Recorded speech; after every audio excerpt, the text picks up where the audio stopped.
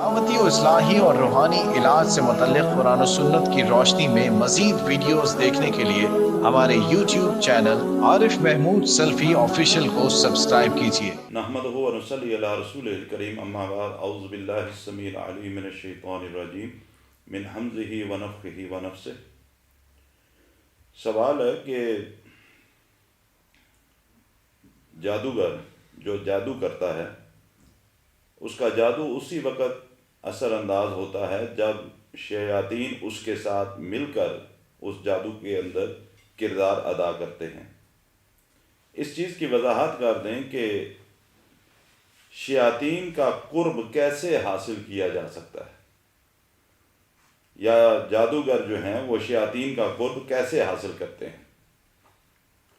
گزارش یہ ہے کہ سب سے پہلی بات تو یہ ذہن میں رکھیں، اللہ رحمان سبحانہ و تعالی ان کے مقابلے کی جو دوسری پاور ہے وہ شیاطین ہے۔ کوئی بھی عمل کرتے وقت جس عمل کے کرنے سے اللہ سبحانہ و تعالی آپ سے ناراض ہوں گے، کوئی بھی ایسا عمل جس کے کرنے سے اللہ کی ذات آپ سے ناراض ہو جائے، اس عمل کی وجہ سے شیاطین آپ سے راضی رہیں گے، آپ سے خوش ہوں گے۔ بنیادی نقطہ۔ مثال ایک چھوٹی سی دے کے آگے بات کو بڑھاتا ہوں۔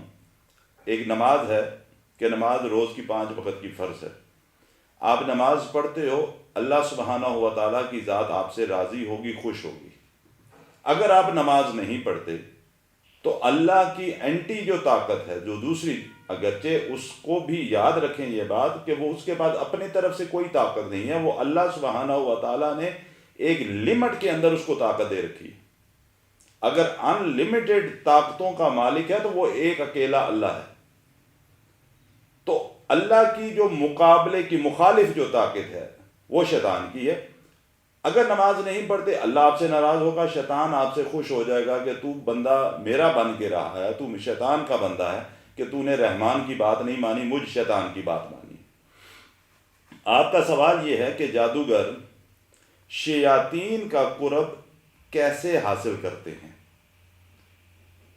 شیاطین کا قرب حاصل کرنے کے لیے ہر وہ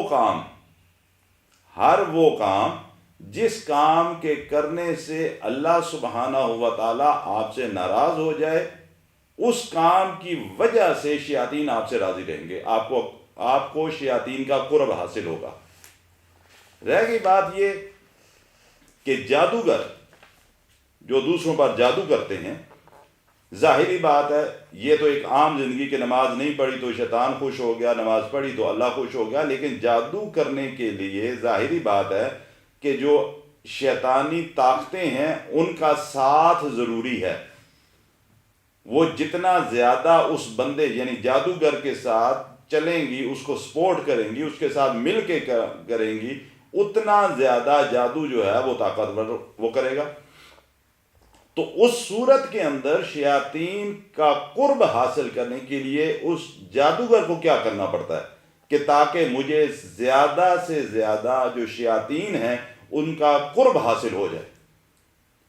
پھر یہ جادوگر لفظ استعمال کرتے ہیں نا کہ جی فلاں کے قبضے میں اتنے جن، حالانکہ ایک بات یاد رکھیں، عقیدے کی بات، کوئی جن کسی انسان کے قبضے میں نہیں ہو سکتا۔ یہ جتنے جادوگر ہیں یہ خود در حقیقت جنات کے قبضے میں ہوتے ہیں۔ جنات انسان کے قبضے میں نہیں ہوتے، بلکہ یہ جادوگر ان لوگوں کے، ان شیاطین کے قبضے میں ہوتے ہیں کہ شیطان اپنی مرضی سے ان سے کفریہ کام کرواتا ہے۔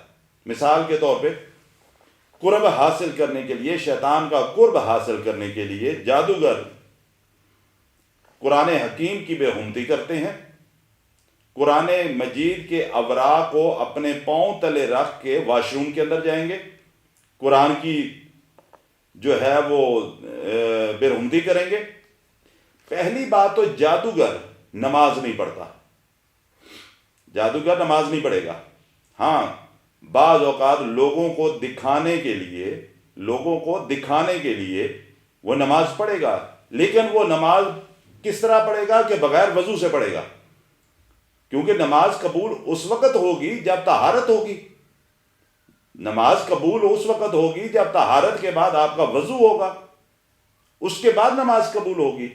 تو لوگوں کو دکھانے کے لیے کہ بھائی پیر صاحب یا حضرت صاحب یا جادوگر جو بھی جہاں بھی بیٹھا ہوا ہے، کہیں دکان کھول کے بیٹھا ہوا ہے یا اس نے اپنے آپ کو مسجد کے محراب کے اندر چھپا رکھا ہے، یہ ایک الگ تفصیلاً بحث ہے، اس کے اوپر پھر کبھی بات کریں گے۔ صرف میں موضوع کے حوالے سے جو آپ کا سوال ہے اس تک رہنا چاہتا ہوں۔ تو وہ بغیر وضو کے نماز پڑھیں گے، اور اکثر تو ایسے ہیں کہ نماز ہی نہیں پڑھتے۔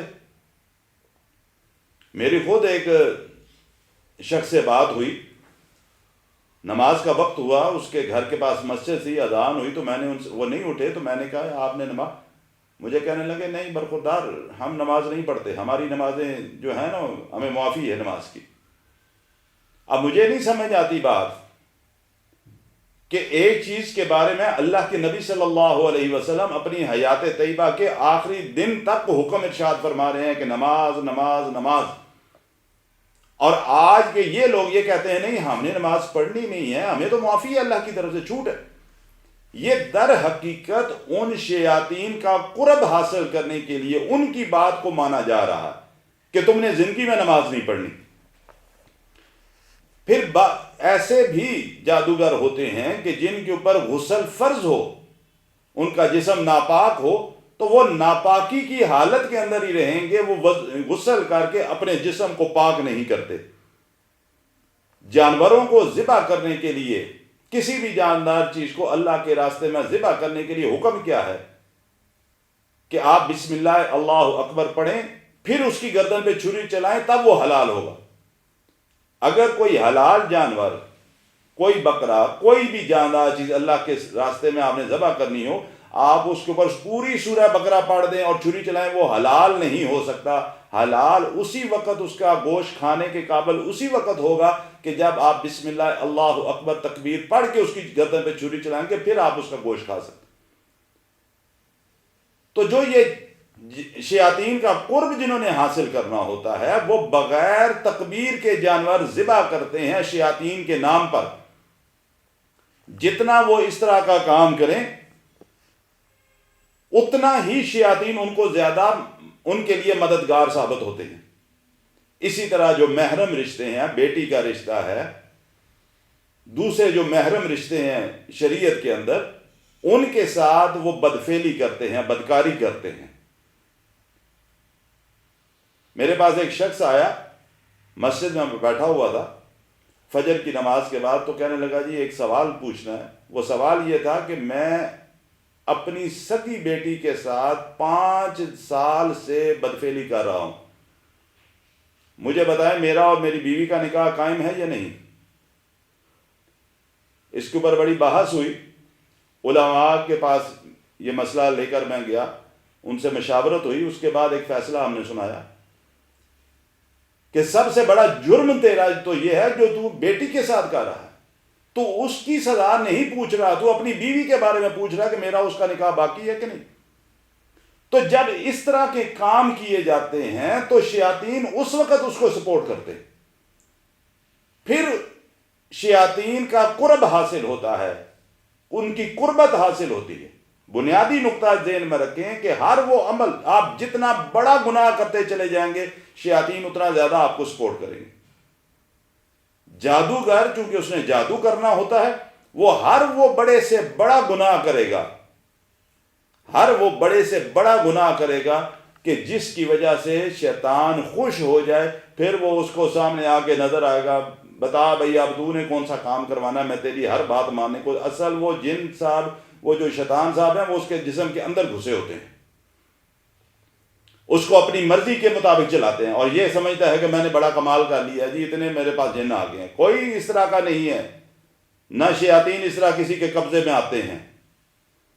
جتنی اللہ کی وہ نافرمانی کرے گا، اللہ کے حکموں کی پامالی کرے گا، اتنا شیطان اس کا مددگار بنے گا۔ یہ بنیادی نقطہ ہے، یہی وہ طریقہ ہے کہ جس کی وجہ سے جو جادوگر ہیں وہ شیاطین کا قرب حاصل کرتے ہیں۔ اللہ سبحانہ و تعالی ہر شخص کو شیطان کے قرب سے دور رکھے اور اللہ کا قرب جو ہے وہ عطا کرے۔ اور اس کا طریقہ یہی ہے کہ ہم دنیا کی زندگی میں اللہ کے احکامات کے مطابق زندگی بسر کریں. اگر اللہ کے حکموں کے مطابق زندگی بسر کریں گے تو انشاءاللہ ہمیں اللہ کا قرب حاصل ہوگا، اور در حقیقت ہمیں اللہ ہی کا قرب حاصل کرنا ہے، اور اس کا طریقہ یہی ہے کہ ہم قرآن و سنت کے مطابق زندگی بسر کریں.